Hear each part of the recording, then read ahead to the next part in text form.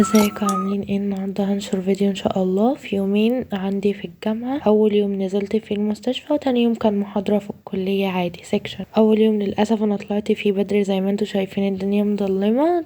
كنت طالعه فيه هما بيأذنوا صلاه الفجر عشان كنت رايحه مستشفى بعيده عني وكده، فمعرفش اصور كتير لان الدكتوره خدتنا ووزعتنا على النيوبورن بقى اللي موجودين وكده، فمكنتش هعرف اصور ده كله. طبعا زي ما انتوا سامعين البيبي بتاعي بيعيط لانه كان عايز ياخد الببرونه، وللاسف احنا اتاخرنا عليه شويه عشان كنا بنعقمها. وهنا انا كنت بجهز الشيت اللي مطلوب ان انا اسلمه للدكتوره بعد ما اخلص من اي فيزيكال اكزامينيشن المفروض نعمله او اي حاجه. نعمل بقى الهيد سيركمفيرنس، التشيست سيركمفيرنس، وكنت بسجل في النوتة اي حاجه مش طبيعيه او كل التفاصيل اللي انا خدتها، لان الدكتوره هتمتحني وعشان برضو تتاكد ان انا مفبركتش الشيت ده وان انا فعلا عملت الاكزامينيشن للنيوبورن.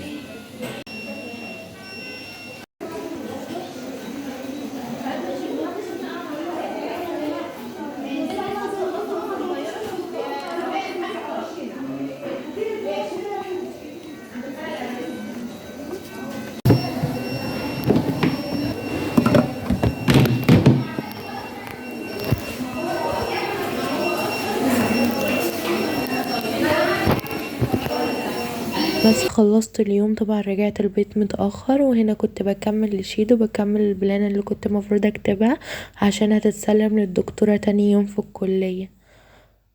غزة في جباليا، بالإضافة إلى 10 شهداء من عائلة أبو حميد كانوا جميعا في بيت واحد، يعني 44 شهيد من عائلة واحدة، 34 و10 من عائلة أبو حميد، بالإضافة لشهداء عائلة شهاب في بناية واحدة لجأوا إلى بعضهم احتماء من الغارات الإسرائيلية في أماكن يعتقدون بأنها الأكثر.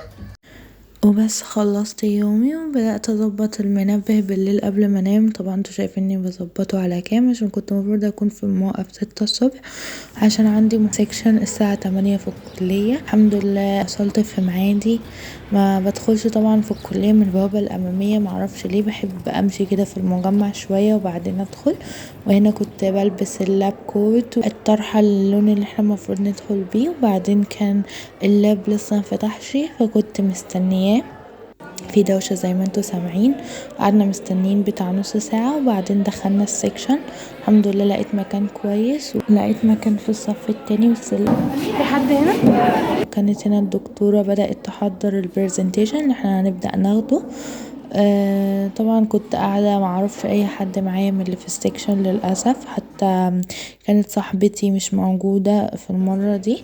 بس كان السكشن عامة سهل، كان السكشن كان سهل وامتحنا عليه برضو كان كويس جدا. يعني هو بس يبان ان هو صعب، بس مع تكرار مرة واتنين بيبقى سهل. وهنا كنت خلصت وبعدين روحت على طول. طبعا مبقعدش في الكلية، بطلع اجري، وكافئت نفسي على اليوم ده وتعب اليوم اللي فات بواحد كوكتيل. شكرا ان انتوا سمعتوا الفيديو لغاية دلوقتي. سلام.